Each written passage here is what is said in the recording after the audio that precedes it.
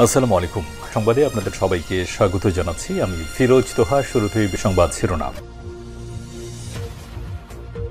দর্শক, কাশ্মীর নিয়ে ভারত পাকিস্তানের মধ্যে যুদ্ধের মতো অবস্থা। আর এই মুহূর্তে আমাদের হাতে এসেছে ভয়ঙ্কর কিছু গুরুত্বপূর্ণ আপডেট সংবাদ। প্রথমেই জানাবো ৪৮ ঘন্টার মধ্যে পাকিস্তানিদের ভারত ছাড়ার নির্দেশ। ভারত নিয়ন্ত্রিত কাশ্মীরের পেহেলগ্রামে বন্দুকধারীদের হামলায় ২৬ জন নিহত হওয়ার ঘটনার পর পাকিস্তানের বিরুদ্ধে করা পদক্ষেপ নিয়েছে ভারত। তাহলে কি ৪৮ ঘন্টা পরই পাকিস্তানে হামলা করে বসবে ভারত? আর পাকিস্তানি বা কি করবে? এ বিষয়ে গুরুত্বপূর্ণ সংবাদ জানাবো, জানতে সঙ্গেই থাকুন। এরপর জানাবো কাশ্মীরে হামলা পাকিস্তানের বিরুদ্ধে বড় পাশ সিদ্ধান্ত নিল হিন্দুত্ববাদী নরেন্দ্র মোদী। ভারতের কাশ্মীরের পেহেলগ্রামে হামলার জেরে পাকিস্তানের বিরুদ্ধে ৫টি বড় সিদ্ধান্ত নিয়েছে ভারতের প্রধানমন্ত্রী নরেন্দ্র মোদী। মন্ত্রী সদস্যদের সঙ্গে বৈঠকে সব সিদ্ধান্ত নিয়েছে মোদী। মোদী আসলে পাকিস্তানের সঙ্গে কি করতে চায়, এ বিষয়ে গুরুত্বপূর্ণ সংবাদ থাকবে, না টেনে সঙ্গেই থাকুন। এদিকে পাকিস্তানের সঙ্গে সিন্ধুপানি চুক্তি স্থগিত করল ভারত। ১৯৬০ সালে ১৯ সেপ্টেম্বর করাচিতে তৎকালীন ভারতীয় প্রধানমন্ত্রী জওহরলাল নেহরু ও Pakistani president field marshal Ayub Khan সিন্ধুপানি বন্টন চুক্তি স্বাক্ষর করেছিলেন। বিশ্বব্যাংকের মধ্যস্থতায় বহুল আলোচিত এই চুক্তি স্বাক্ষরিত হয়েছিল। তবে কট্টরপন্থী হিন্দুত্ববাদী নরেন্দ্র মোদী পাকিস্তানের সেই সবথেকে বড় নদী পাকিস্তানের সিন্ধু নদীর পানি চুক্তি স্থগিত করে দিয়েছে। পাকিস্তান কি এবার বাংলাদেশের মতো পানি পাবে না, নাকি পাকিস্তান ভারতের কাছ থেকে পানি জোর করে তাদের ন্যায্য হিস্সা আদায় করে নিবে? যে কোনো মুহূর্তে পানি নিয়েই তাদের মধ্যে যুদ্ধ বেঁধে যেতে পারে। এবারে জানাবো কাশ্মীরে হামলা নিয়ে এবার মুখ খুলল পাকিস্তান। কাশ্মীর অধিকৃত ভারতের অঞ্চলে হামলা নিয়ে এবার মুখ খুলেছে পাকিস্তান। ভারত নিয়ন্ত্রিত কাশ্মীরের সশস্ত্র গোষ্ঠীর ভয়াবহ হামলার একদিনের পর প্রতিক্রিয়া জানিয়েছে পাকিস্তান। পাকিস্তান আসলে ভারতকে কি বলেছে? তারা বলছে এই হামলার সঙ্গে তারা জড়িত নয়। তারপরও হিন্দুত্ববাদী নরেন্দ্র মোদী পাকিস্তানকেই দোষ দিচ্ছে, পাকিস্তানের উপর আঙ্গুল তুলে নানা অপবাদ দিচ্ছে, পাকিস্তানের নদীর পানি আটকে দিয়েছে। তাহলে কি তারা ইচ্ছাকৃতভাবে পাকিস্তানের সঙ্গে যুদ্ধ বাঁধাতে চায়?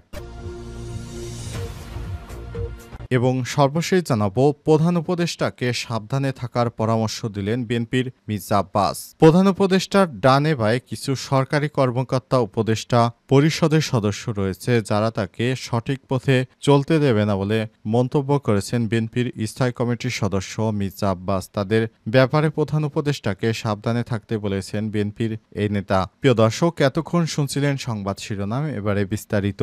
তবে তার আগে বন্ধুরা, অনুরোধ থাকবে এই সংবাদটি একটি লাইক দিন।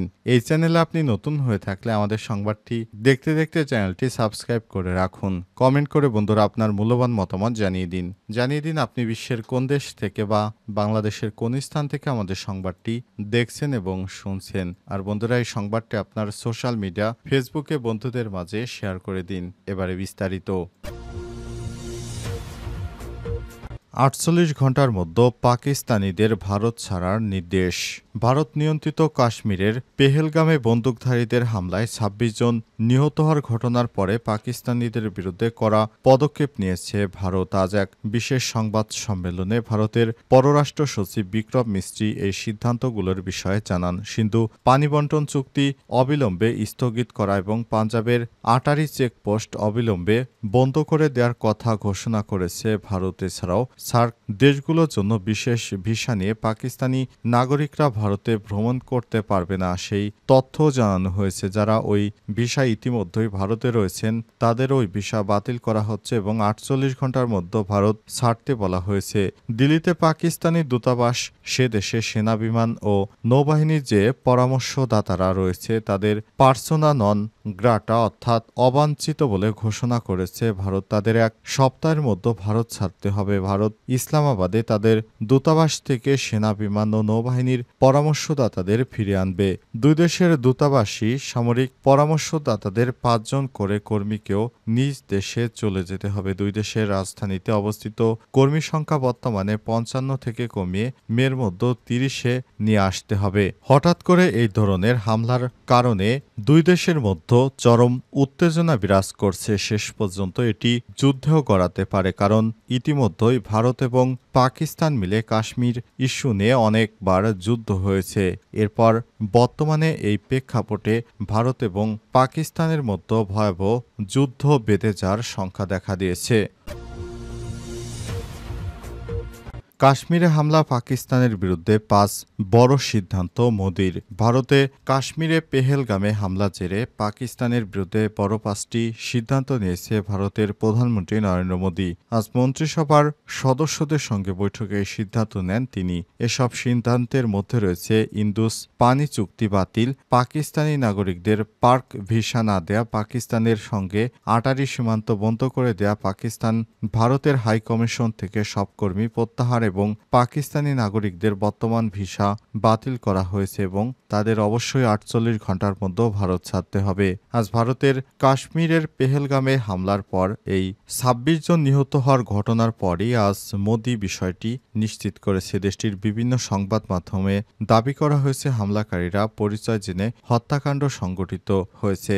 স্বল্প পরিচিত কাশ্মীর ভিত্তিক সশস্ত্র গোষ্ঠী দ্য রেজিস্ট্যান্স ফোর্স TRF হামলা দায় স্বীকার করে এক বিবৃতিতে বলেছে, যাদের টার্গেট করা হয়েছে তারা সাধারণ কোনো পর্যটক নয়, ভারতীয় নিরাপত্তা বাহিনীর সঙ্গে তাদের যোগাযোগ এবং সংশ্লিষ্টতার ঘটনা রয়েছে। তারা গোপন সংস্থার সদস্য, পর্যটকের ছদ্মবেশে অনুসন্ধান চালানোর জন্য এসেছিল। তবে ভারত সরকার এখন পর্যন্ত TRSF এর দাবি নিয়ে কোনো মন্তব্য করেনি। তবে হামলার সঙ্গে যারা জড়িত তাদের বিচারের মুখোমুখি করা হবে বলে জানিয়েছে দেশটির প্রতিরক্ষা মন্ত্রী রাজনাথ সিং। এছাড়াও এই হামলায় যারা পেছন থেকে কলকাঠি নেড়েছে তারা শীঘ্রই কঠোর জবাব পাবে বলে হুমকি দিয়েছেন রাজনাথ সিং।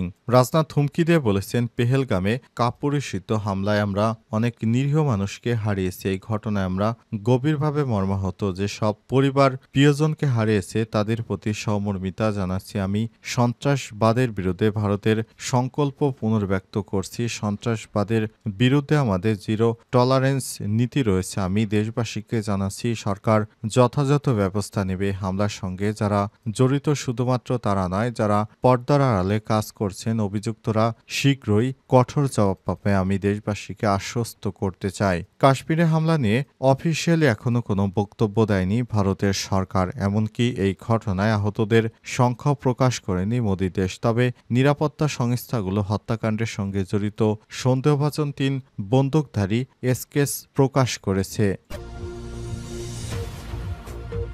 পাকিস্তানের সঙ্গে সিন্ধুর পানি চুক্তি স্থগিত করল ভারত। পাকিস্তানের সঙ্গে সিন্ধু নদীর পানি চুক্তি স্থগিত করেছে ভারত। অধিকৃত জম্মু কাশ্মীরের পেহেলগামে সন্ত্রাসী হামলায় ২৬ জন নিহতের পর আজ এই ঘোষণা দিয়েছে দেশটি। ভারতীয় সংবাদ মাধ্যম NDTV বিষয়টি নিশ্চিত করেছে।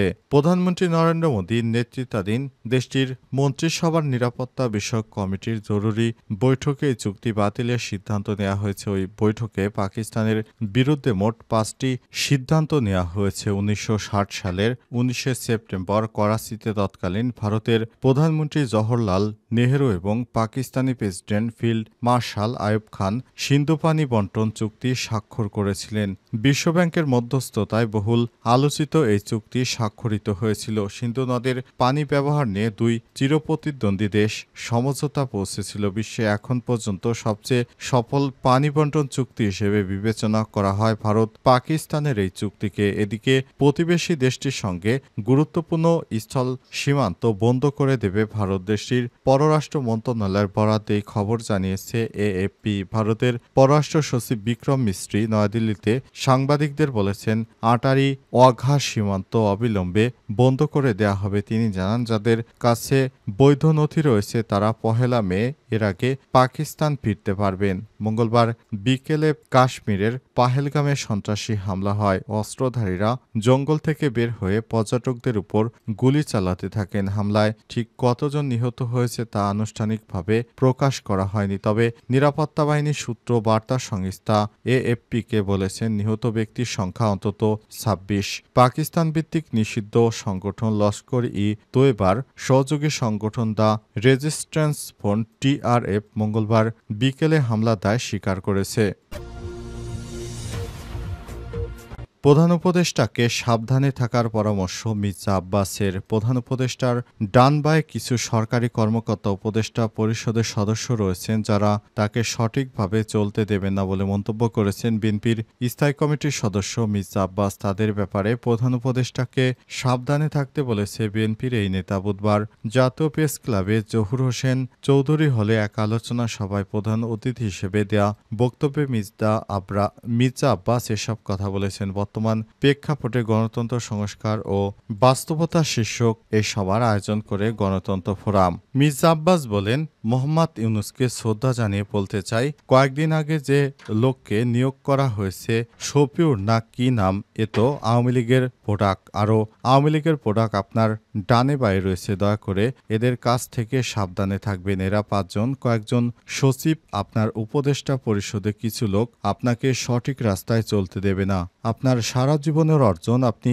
নোবেল লরেট এরা শেষ করে দেবে। মির্জা আব্বাস আরও বলেছেন, জনগণের প্রত্যাশা অনুযায়ী নির্বাচন কমিশন নির্বাচন দেবে। ডক্টর ইউনূস বলেছেন, ডিসেম্বরে না হোক জুনে হবে। এই কথাটাই আমাদের বিব্রতকর অবস্থার মধ্যে ফেলে দিয়েছে। একবার বললেন ডিসেম্বরে, আবার বললেন জুনে। আপনি ডিসেম্বরে বলার পরপরই অন্য আরেকজন বলে দিল জুনে। পরে আপনি এটাকে এন্ডোর্স অর্থাৎ অনুমোদন করলেন। এ বিষয়ে সন্দেহ করার মতো যথেষ্ট যুক্তি আছে। নির্বাচন যেন না হয়। নির্বাচন আর সংস্কার বিষয়ে বিএনপির এই নেতারা বলেছেন, আজ একটা অবস্থা এসেছে দেশের নির্বাচন না সংস্কার। নির্বাচন না সংস্কার যদি আলাপ করি অনেক লম্বা আলাপ হবে। ছোট একটা কথা জানেন, নির্বাচনের বিকল্প শুধু নির্বাচনই হতে পারে, অন্য কিছু হতে পারে না।